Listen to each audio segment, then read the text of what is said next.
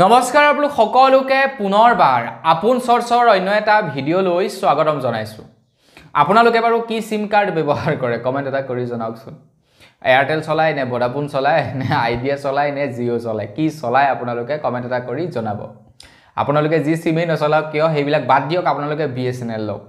এটা বেলেগক উপদেশ দিছো, অসমীয়া দেখাৰ কথা আছে যে উপদেশতকৈ বোলে আৰ্হে উত্তম, কিন্তু মই উপদেশ দিছো হয় কিন্তু মই BSNL সিম নচলাও, কাৰণ BSNLৰ নেটৱৰ্ক আমাৰ ইয়াতে ইমানেই ঘাটিয়া কি কম আপোনালোকক, তো সেইকাৰণে BSNLৰ সিম নচলাও।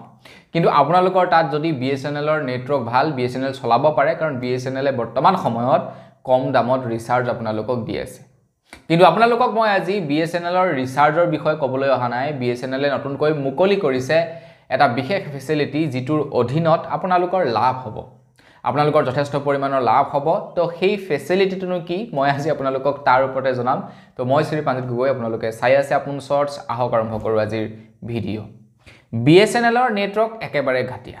BSNLে এতিয়াও সেই 2G নেটৱৰ্কে দি আছে, এতিয়া 3G দিলেগে নেকি। মুঠৰ ওপৰত ক'ব গ'লে 2G নেটৱৰ্কে তেওঁলোকে দি আছে, এতিয়ালৈকে তেওঁলোকে 4Gয়ে দিব পৰা নাই BSNLলে। ইমানেই তেওঁলোকৰ অৱস্থা বৰ্তমান সময়ত বেয়া।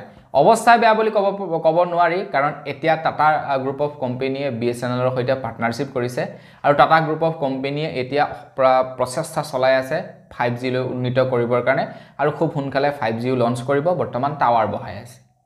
এতিয়া বন্ধু বান্ধৱীসকল, কথাটো হৈ গ'ল যে কিন্তু আপোনালোকে যদিহে BSNLৰ ব্ৰডবেণ্ড কানেকশ্যন লয়, তেন্তে আপোনালোকে কিন্তু এয়াৰটেল হৈ গ'ল, ভোডাফোন হৈ গ'ল, জিঅ' হৈ গ'ল, এইকেইটা কোম্পানীৰ ব্ৰডবেণ্ডতকৈ কিন্তু আপোনালোকে BSNLৰ ব্ৰডবেণ্ডত বেছিকৈ ইণ্টাৰনেট স্পীড লাভ কৰে।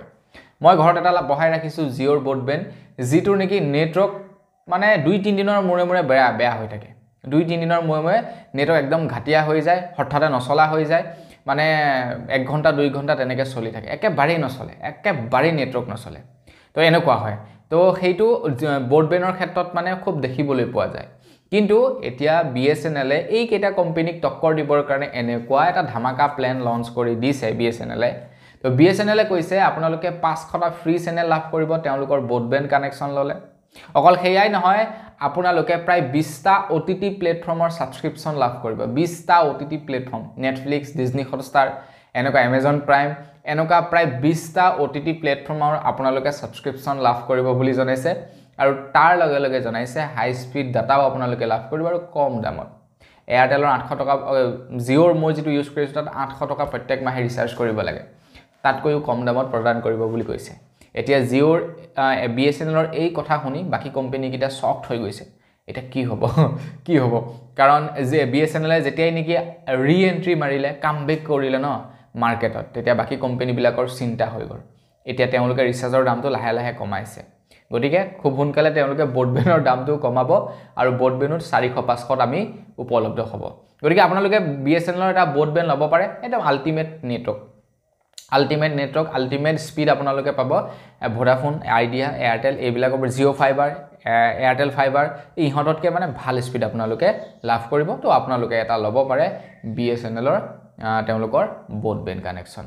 কিন্তু বৰ্তমান যদি আপোনালোকে লয়, একদম এট প্ৰেজেণ্ট টাইমত যদি আপোনালোকে আমাৰ অসমত লয়, তেন্তে এই যি নেকি 500টা OTT প্লেটফৰ্মৰ ছাবস্ক্ৰিপশ্যন, টিভি চেনেল আৰু 20টা OTT প্লেটফৰ্মৰ ছাবস্ক্ৰিপশ্যন, সেইটো নাপাব। তো বৰ্তমান সেইটো লঞ্চ কৰিছে, গতিকে লঞ্চ কৰাৰ লগে লগে বৰ্তমানে কেৱল 3খন ষ্টেটতহে দিছে, মধ্যপ্ৰদেশ, বিহাৰ আৰু পাঞ্জাৱ, এই 3খন ষ্টেটত দিছে। লাহে লাহে বাকী কেইখন ষ্টেটতো দিব, গতিকে এতিয়াই আপোনালোকে নাপাব, কিন্তু লাহেকৈ এই ফেচিলিটিকেইটা লাভ কৰিব।